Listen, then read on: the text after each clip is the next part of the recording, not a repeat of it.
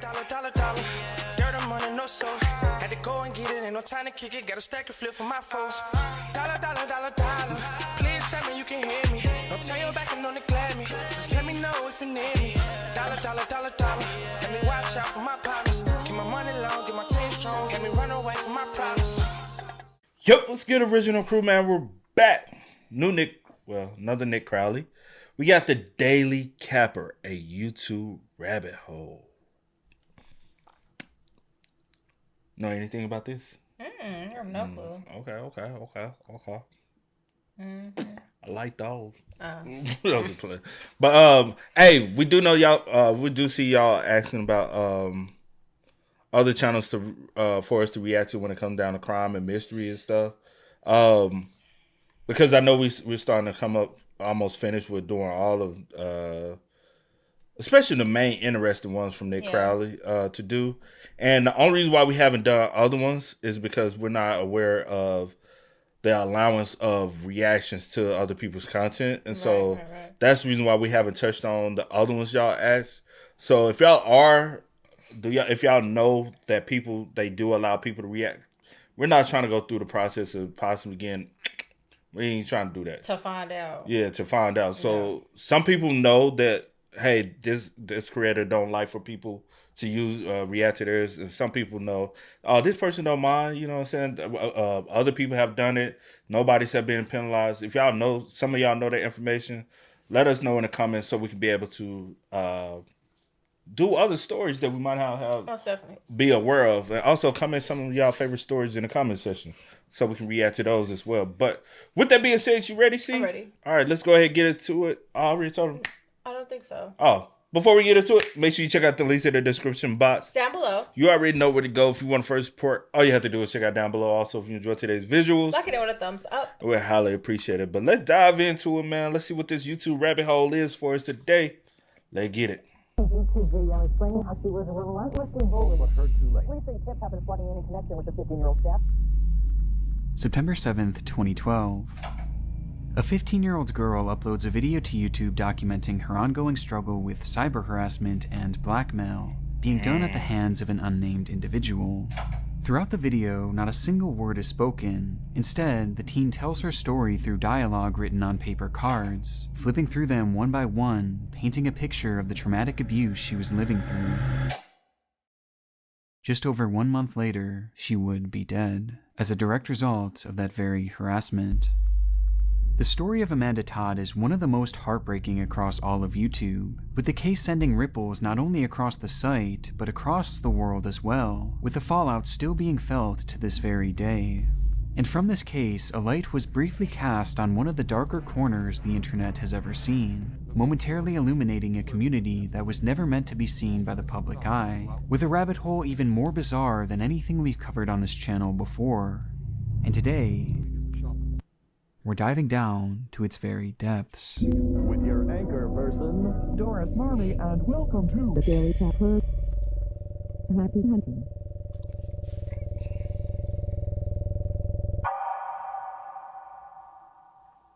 Before we dive into this incredibly dark topic, I chose not to do a sponsor on this one as it just didn't really feel right, but if you want to support the channel, I do have a Patreon page that offers some exclusive benefits. For example, less censored versions of videos like the one you're watching right now. Or you can just go over and check out the new ghost hunting channel that myself and Nexpo started called Nick and Ryan. We've got a brand new video dropping at the end of this month and then a ton more already filmed and ready to go after that. So there will be lots of content coming very soon. Links to both of these will be in the description, and with that, let's get back to the video.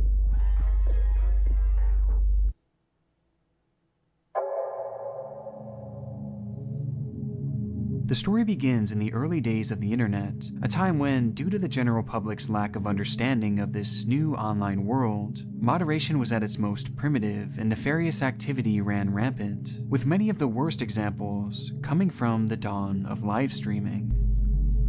Back then, streams and their associated chats were almost entirely unregulated, leading to them becoming a cesspool of all sorts of degeneracy, and it's within one of these very sites where Amanda's torment would begin. It happened on a website called Blog TV, where Amanda had logged in one evening at the age of 13 to the tune of 200 viewers, and it was here that she would be pressured to eventually flash the camera with the whole chat cheering her on, a decision that she would regret not only in the moment, but for the remainder of her life.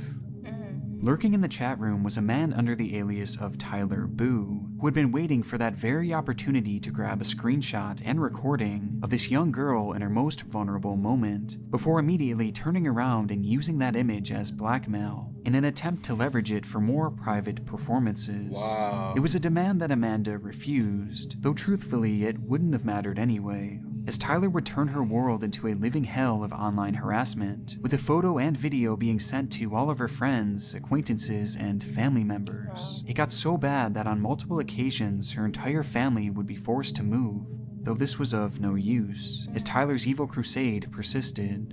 Every new school, every person she interacted with, would eventually be met with the content from that fateful stream. Amanda could never outrun him. And with nowhere left to turn, she would take up drinking and drug use just to cope, until eventually on October 10th, 2012, she just couldn't take it anymore. The story of Amanda Todd is a complex, tragic tale, with many factors ultimately playing a role in her untimely passing, with none being more prominent than her harasser. And with her video gaining immense virality following her passing, all eyes were on Amanda's case, with the big question being, who is Tyler Boo? A question that leads us to a particularly disturbing discovery and today's main topic. As to unmask this abuser, we have to first recognize that he wasn't alone, but rather was part of one of the most bizarre and deranged communities ever uncovered on the internet. With Amanda's story making headlines, Canadian authorities quickly began work on their investigation, dedicating a team of detectives to unmask the man behind the Tyler Boo alias. And there, it's likely that they discovered that the crimes Tyler had committed were far more common than you would imagine. Back then, Tyler was what is known as a capper, someone who prowls live streams of young women and men across the internet, egging them on into performing some type of lewd act. And upon convincing them to perform said act, these cappers would then take screenshots or recordings, also known as caps, immortalizing the moment in an image or short video. For some cappers, this is where their involvement ends, but for many others, it goes much deeper. Once in possession of the caps, they will then use this as blackmail against the victim in order to further extort them, which is exactly what Tyler Boo had done to Amanda. And she wasn't alone. Back then, this kind of stuff happened on a freakishly regular basis, with hundreds, even thousands of cappers operating on a given night, with their list of victims being essentially immeasurable. Victims who had their lives completely and utterly destroyed by these malevolent outside forces that forbade them from ever speaking out. And these forces rarely operated alone. In reality, many of these cappers were closely intertwined within a community of individuals sharing this common practice, many of whom shared techniques, caps, and genuine online connections with each other. And as dark as this all may seem, their actual doings are somehow even worse than you could fathom. A fact that would only be fully understood and laid out on a silver platter upon the discovery of an internet-based program known as the Daily Capper.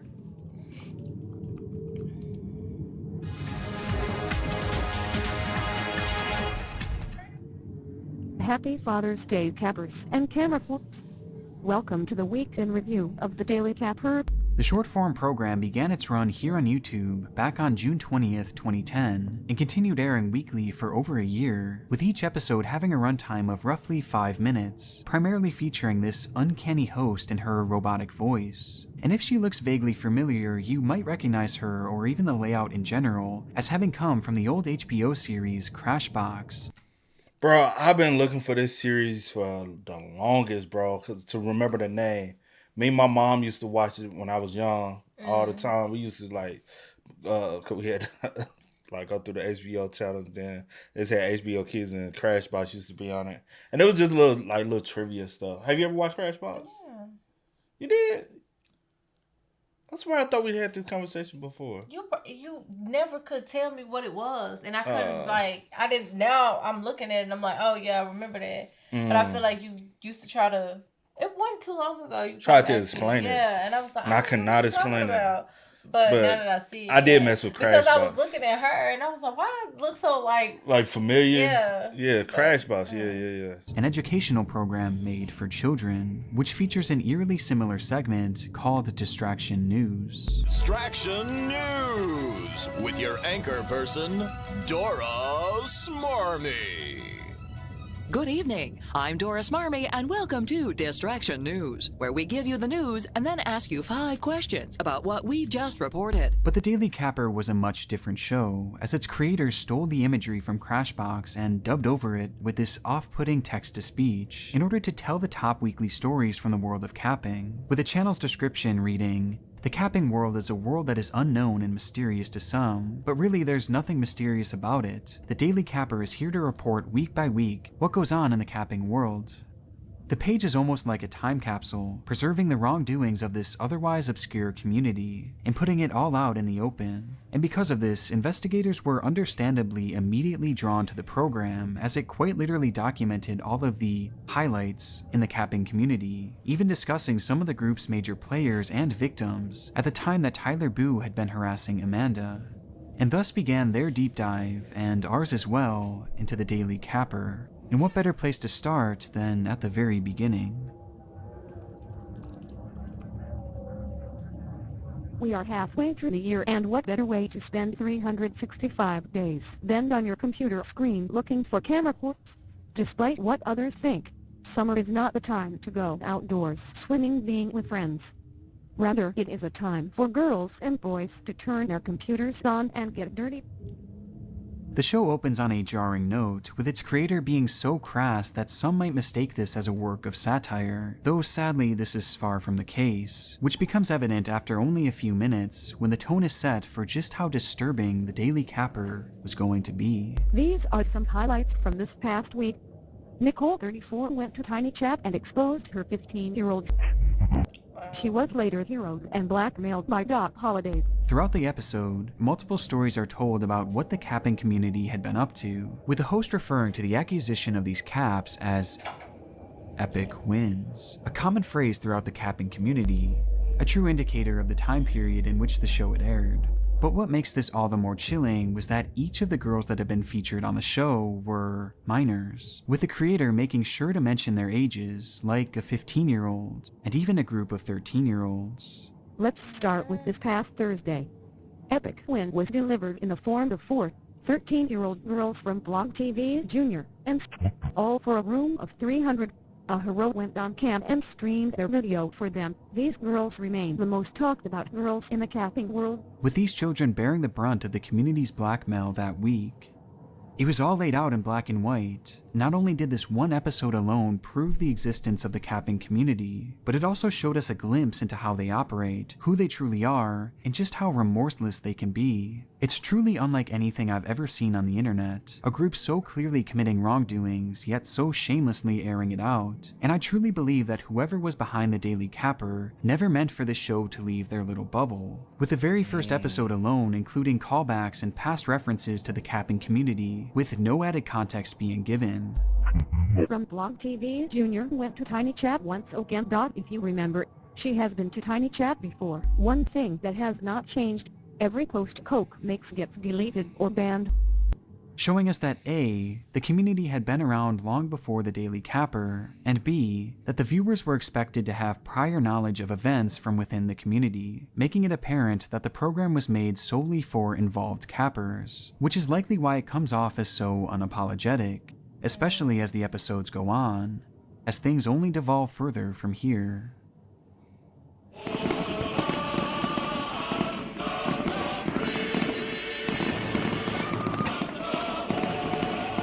Welcome cappers and camp to this special July 4th edition of the Daily Capper, and what a week it has been.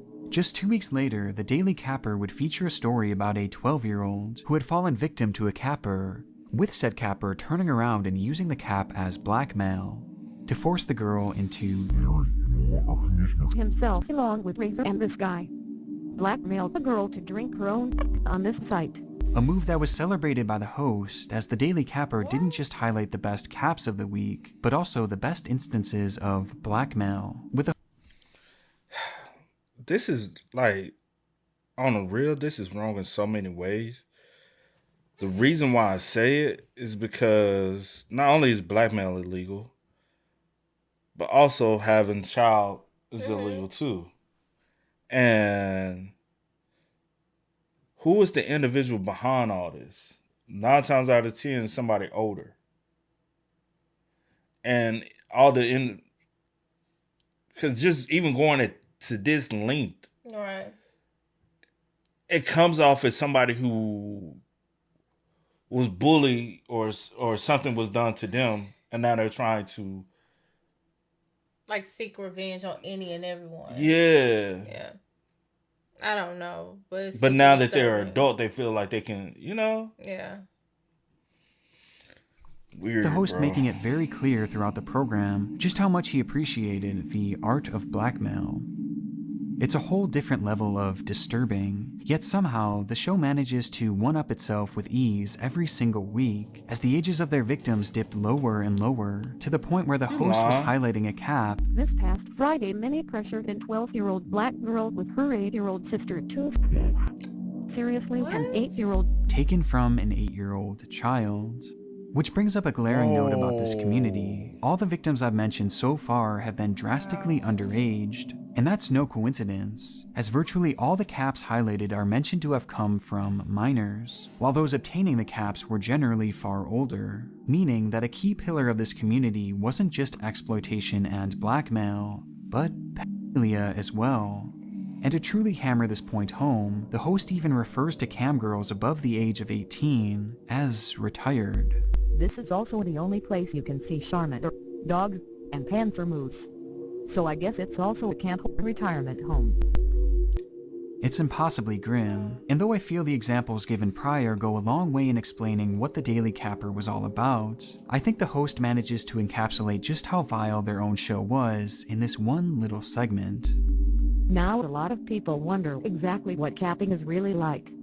While it's hard to explain every aspect in such a short period of time, some people have gone as far as to describe it as an underground version of Girls Gone Wild. Of course, there are a lot of differences between capping and Girls Gone Wild.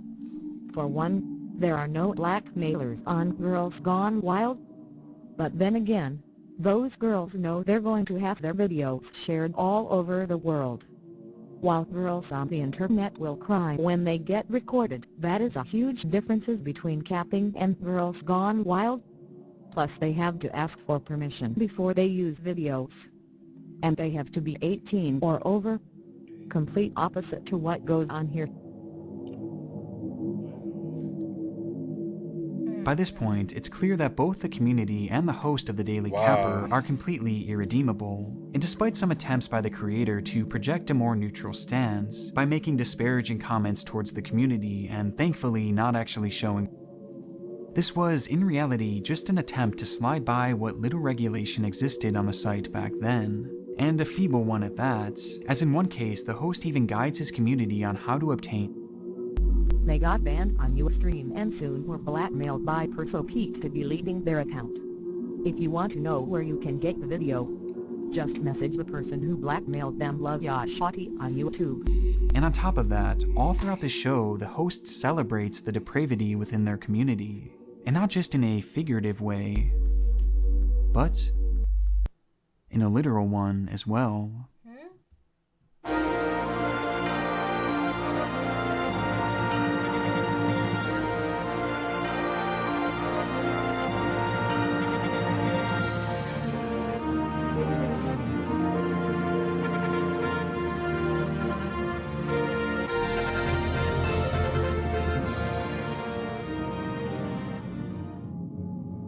Starting from before their first program would even air, the Daily Capper hosted the Capper Awards, an Oscar-like program made to celebrate the community's accomplishments throughout the year, with awards being given for such categories as Campsite of the Year, Cam Whore of the Year, Hero of the Year, and most chillingly, Blackmailer of the Year.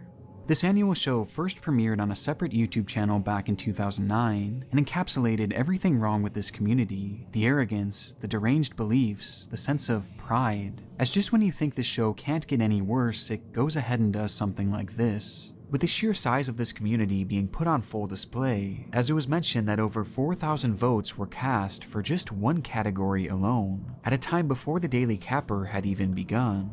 And this wasn't a one-time affair either, as in 2010 the show would return, this time being made into a full program in the styling that we're now used to. Welcome cappers and campers to the official 2010 Capper Awards voting video. Here we will go over the awards and the nominees. Blackmailer of the Year. This one is for the purpose of the internet. Again, many of the same disturbed categories remained, with the most prominent being Blackmailer of the Year, which, following community voting, would be awarded to a user named Cody1206, who gained notoriety following his harassment of a young girl named Peyton. Currently on Blog TV Jr., the girl named Peyton is being blackmailed every day by her mom Cody1206. So as usual with every blackmail, Peyton will give in to every request until Cody gets tired of her months from now and releases all her videos. The situation sounds all too familiar to Amanda's, and not only did the capping community know the full extent of her torment, they celebrated it at an award show. And if this all wasn't bad enough, especially considering how Amanda's story would turn out, the host had this to say in a prior episode in regards to a young girl who suddenly disappeared after being harassed by this very community. According to her Twitter, she ran away. Other sources have said she committed. Wherever she is now, we won't remember next week. The parallels to the way this community operates and the story of Amanda Todd are extremely noteworthy, and it's not hard to see why investigators gravitated towards the Daily Capper being somehow involved in her death. After all, most of these cappers seem to be in a tight-knit group. However, there was one major reason for investigators to train their attention onto the Daily Capper, and it's a particularly devastating one.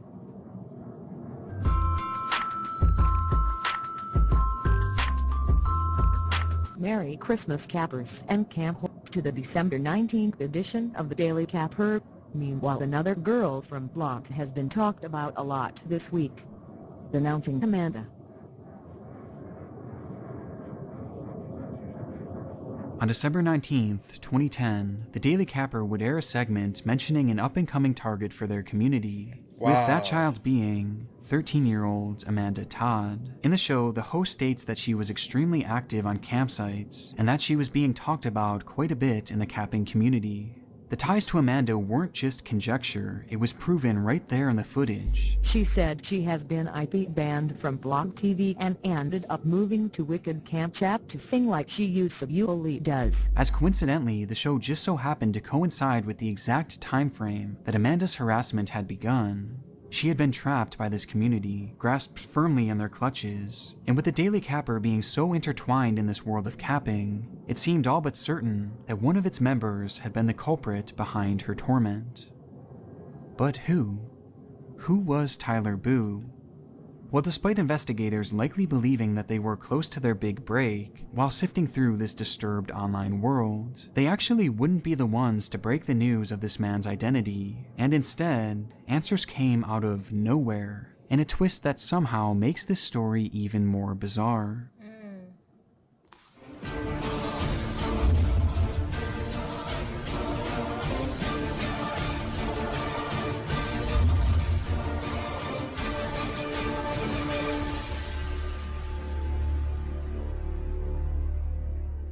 Dear citizens of our nation, we have brought this announcement forward solely for the purpose of releasing Amanda Todd's Punisher's identity. You will find a URL to the man's docs in there. You will see various information about said person.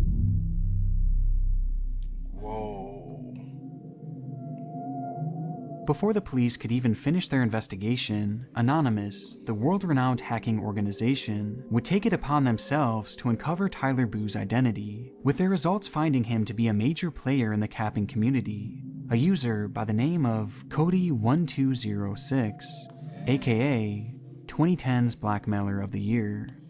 Wow. In the program Crowning Cody 1206, it mentioned how he abused a young girl named Peyton, a previously discussed victim who suffered similar harassment to Amanda. And with this notion, Anonymous dug deeper into the man until they were able to prove that this same account was in constant contact with Amanda, and had supposedly been streaming her cap on this account for the whole world to see. And to add even more to Cody's rap sheet, he was supposedly already in the process of being charged with sexual assault on a minor.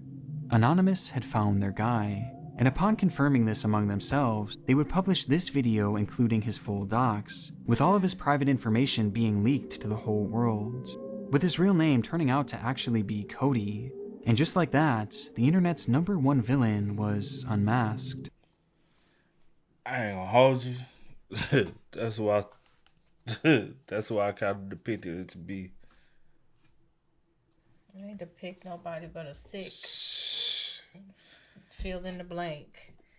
I'm just saying, bro, because that's so sad on so many levels. Why is this even a thing? Like, no life. I would have had everybody going. Like, we about to. Well, honestly, also I'll say this. Let's be real. It's probably not even a lot of people behind it. It might just be solely him. He was doing all a bunch of this shit and looking for attention because either he got an issue within his household that he was raised in.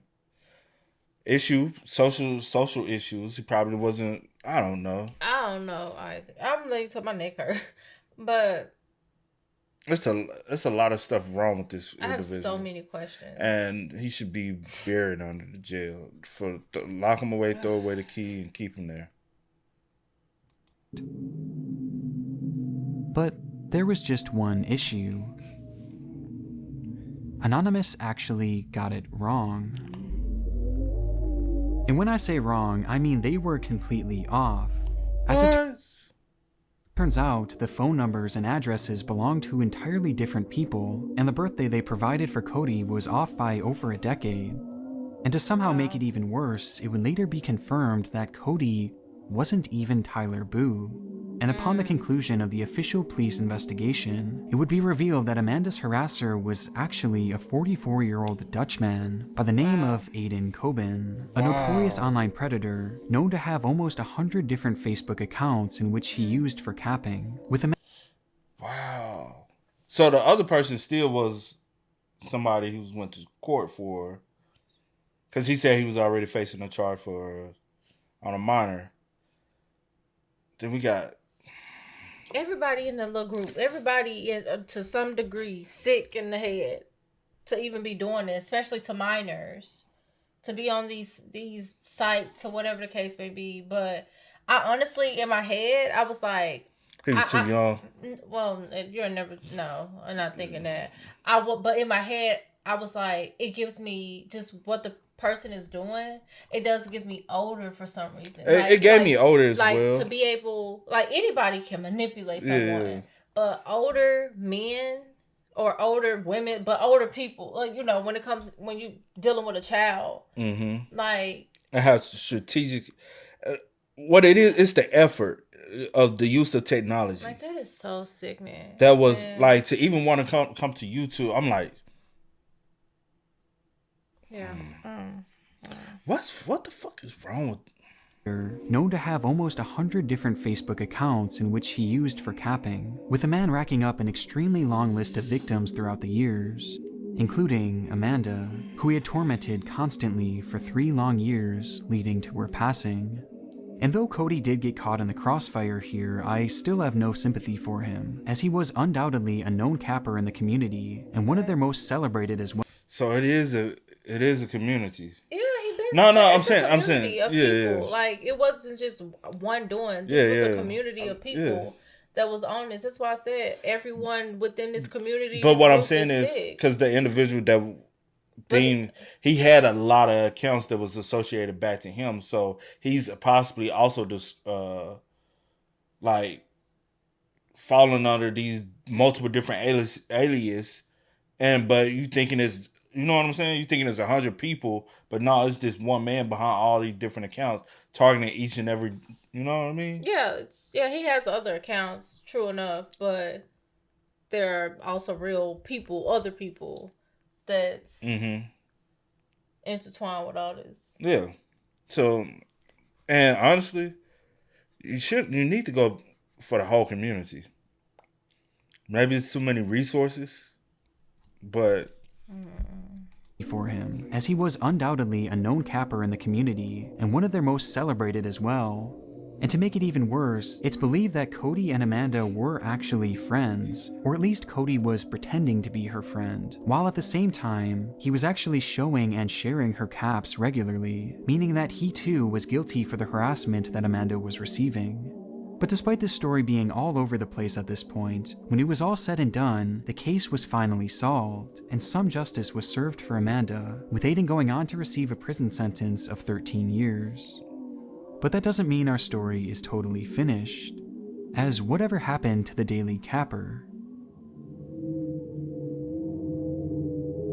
Strangely, in early 2011, a full year before Amanda's passing, the show would come to an unceremonious end, with no real rhyme or reason being given. Shortly before this, it's known that the creator was dealing with issues on YouTube, likely due to improving moderation, causing the show to be kicked from the site and moved to other various websites like Daily Motion, where it can still be found to this very day.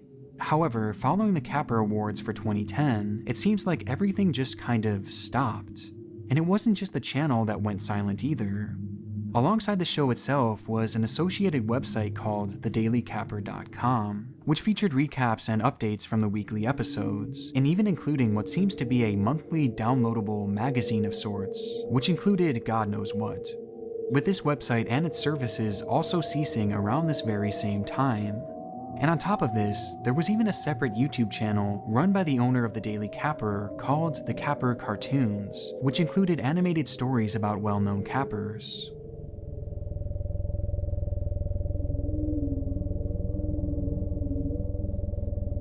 And strangely, this page also came to a halt without any given reason. One day it all just kind of ended, and we have no idea why. Perhaps something had scared the creator off, or maybe they just moved to a more secretive location. But either way, the accounts had been dead for well over a year leading to Amanda's death, marking the end of the Daily Capper for good. Or so we thought.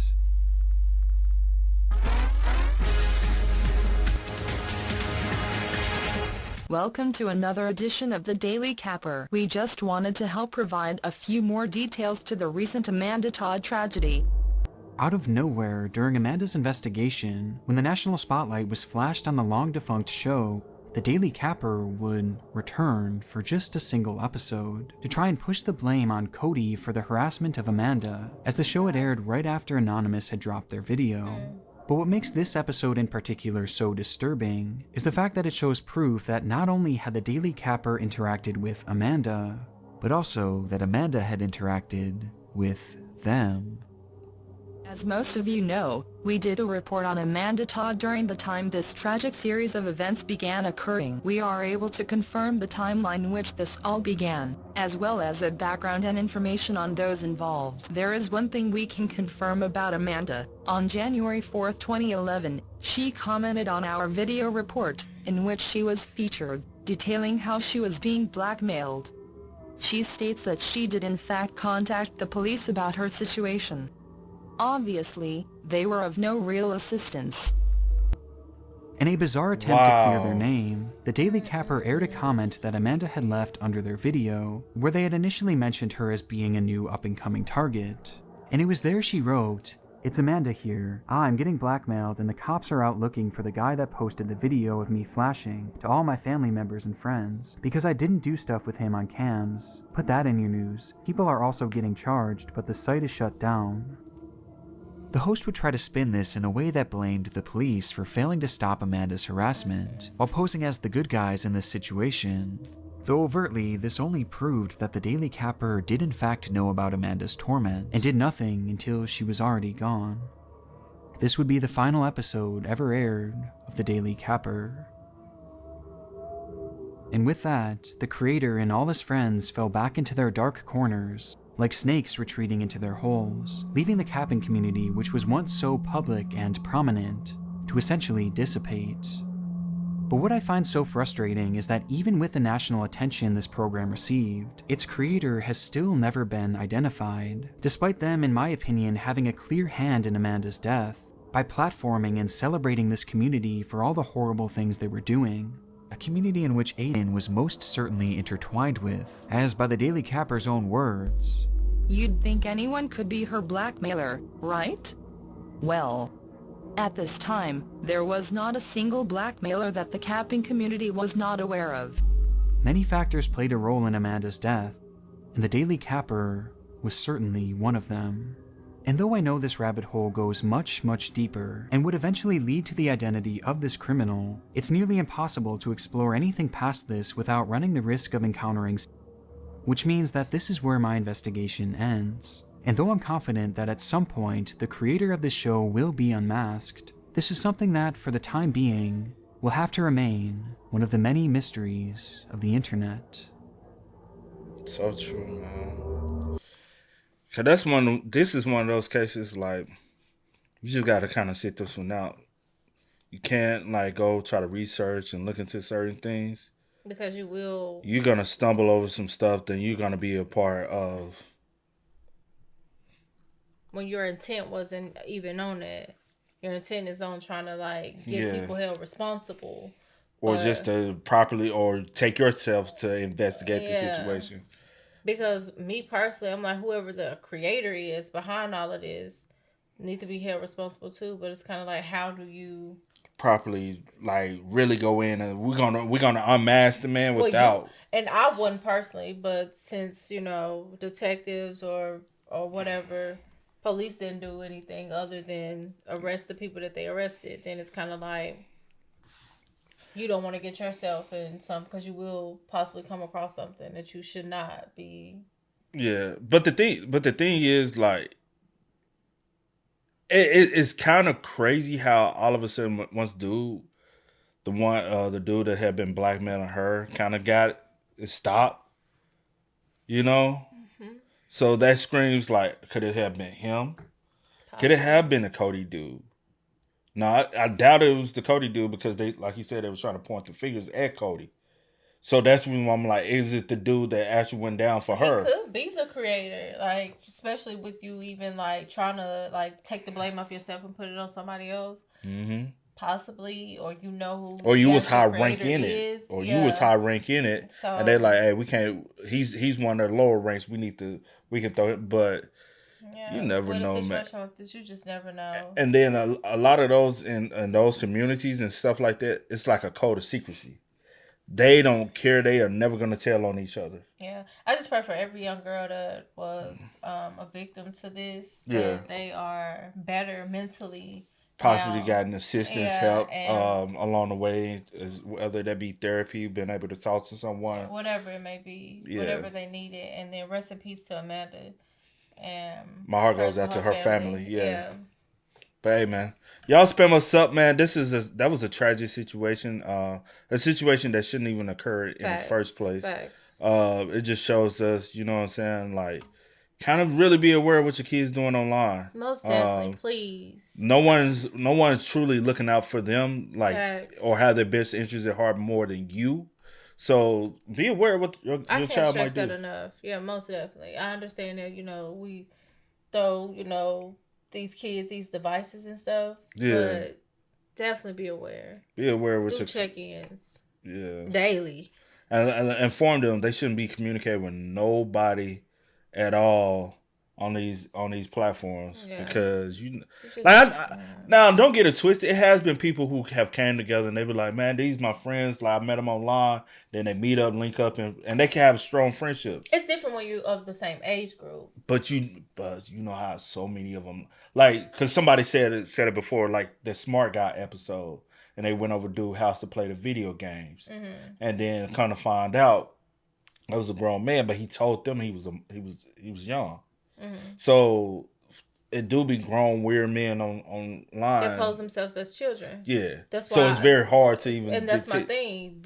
Just don't talk to anyone. Period. Online if you don't. But no, I was just saying because I had reiterated some people actually do. Yeah, I know I get that. But the safest way to avoid that is just do not communicate with people online that you do not know. Yeah. Point blank. Yeah. They don't go to your school, then if they're not in the community, or you know them from whatever church or whatever it is, do not communicate with people. Period. Sure. I agree. Yeah. I agree.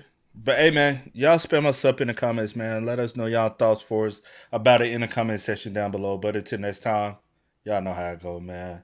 I do go by the name DJ New Kid. This is Sierra Nicole. We are. We out. Go and get it, ain't no time to kick it. Got a stack of flip for my foes. Dollar, dollar, dollar, dollar. Please tell me you can hear me. Don't turn your back and don't neglect me. Just let me know if you need me. Dollar, dollar, dollar, dollar.